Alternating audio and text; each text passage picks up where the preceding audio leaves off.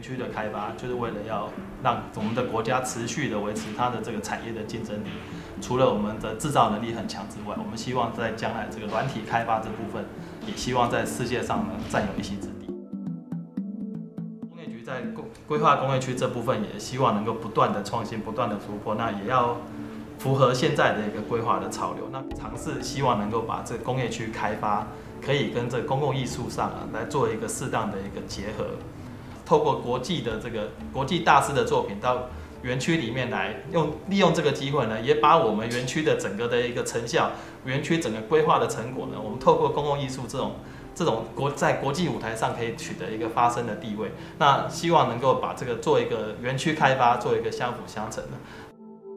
软体园区是一个国际性的这样的一个产业，所以希望能够透过这个国内跟国际互相的激荡啊，是能够这个创造出的大家更好的、更高的这个想法、更好的 idea 出来。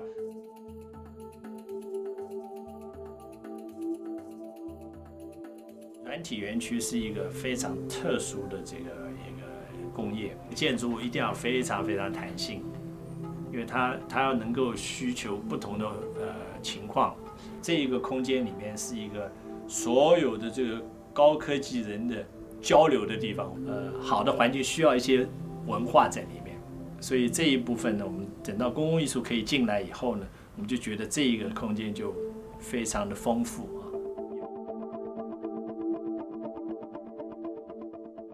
我们一开始在整个空间规划上就已经预留了一些对外这个让周边市民的空间可以渗入进来到基地的一个轴线的一个规划。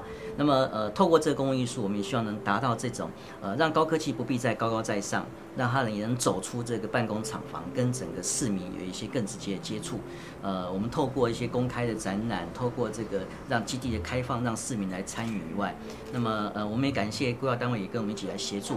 那么透过甄选的这个当地的一些这个青年朋友，那么成为我们的艺术志工。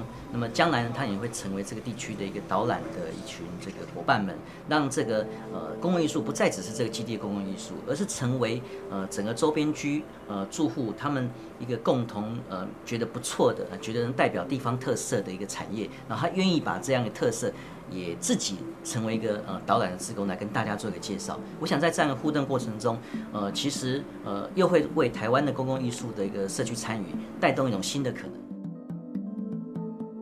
这一次的这个南港案子，它的公共艺术，它用了非常精确的、先进的科技的媒材，来扩展或者推展了这个人文感情思想表达的这种内蕴。无论是这个作品的设置的位置，作品的这个选择啊，以及这个艺术作品的这个内涵跟形式来说，没有想到10来年，这个公共艺术就已经发展到今天我们看到的这个结果啊，是相当能够说明我们这个政府方面跟民间和跟艺术家各方面的这种努力看到的一个成果。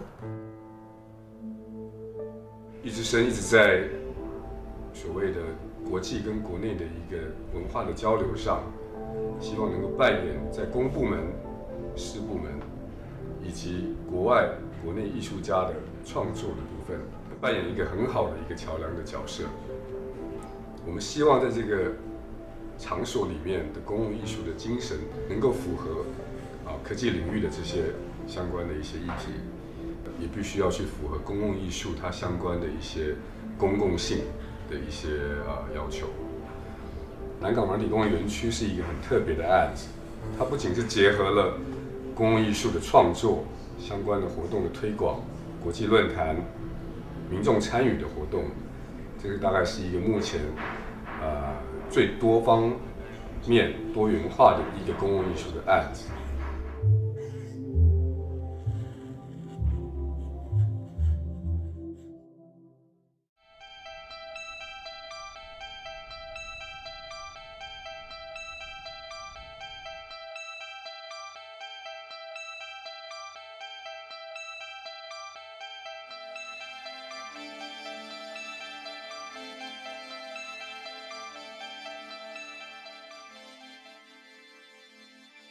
two ways of describing the world. I mean, different ways. One can describe it as being geometric, and one so that we think a geometric means it's a world made of points, lines, and rational surfaces. And another one would say it's organic, and organic is a little bit softer, a little bit more complicated. And so I think that's important for this sculpture, is that, in fact, there are recognizable axes on it. You can actually recognize something.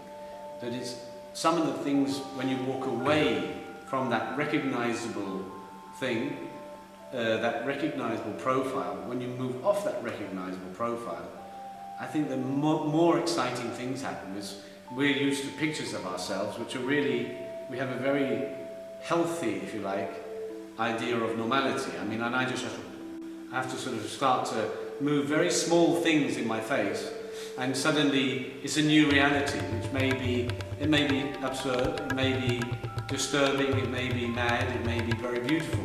So you actually get along from the left and the right of a very narrow margin of normality.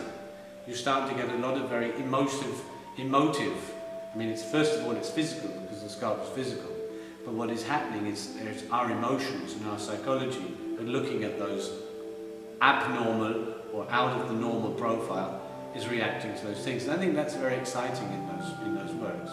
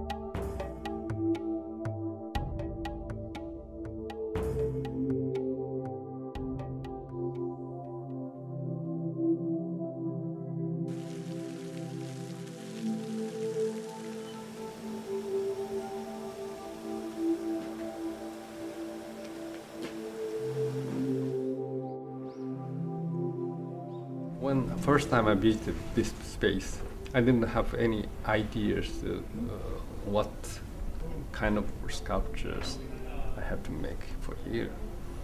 If I don't like the space, and simply I refuse to make sculpture. But I love that space, and water, it seems like ready for my water sculpture. I coming out, naturally to have that kind of work.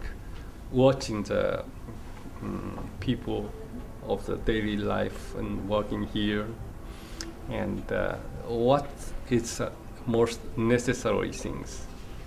I think that even artwork is not decoration of the life. I feel that sculpture is very necessary to this space.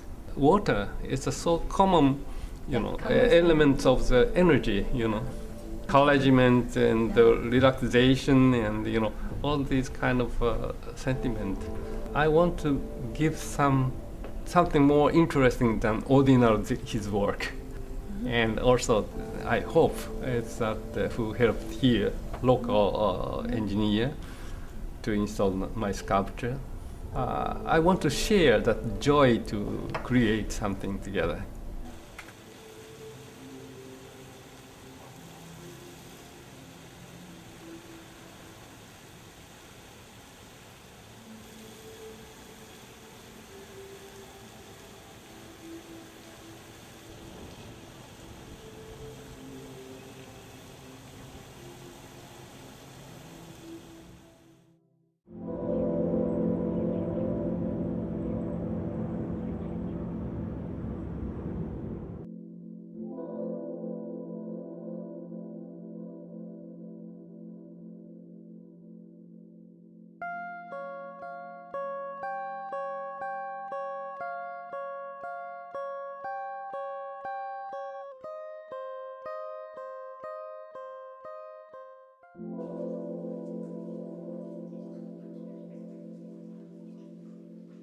Where is the symbol? And it means that you can see through, you can go through, and you can imagine what happens on the other side of the gateway. So it means that you don't stop at the shape of the sculpture. The sculpture includes the site. It includes the landscape or the architecture, because you can see through what happens behind. And you can have the will to go through the door, through the gateway, to experience what happens behind.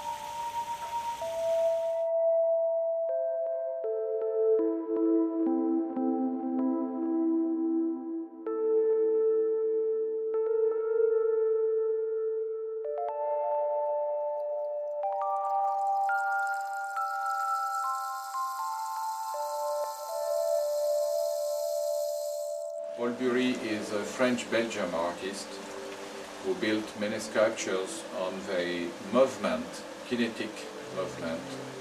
He's very famous all over the world for the many fountains and sculptures he did.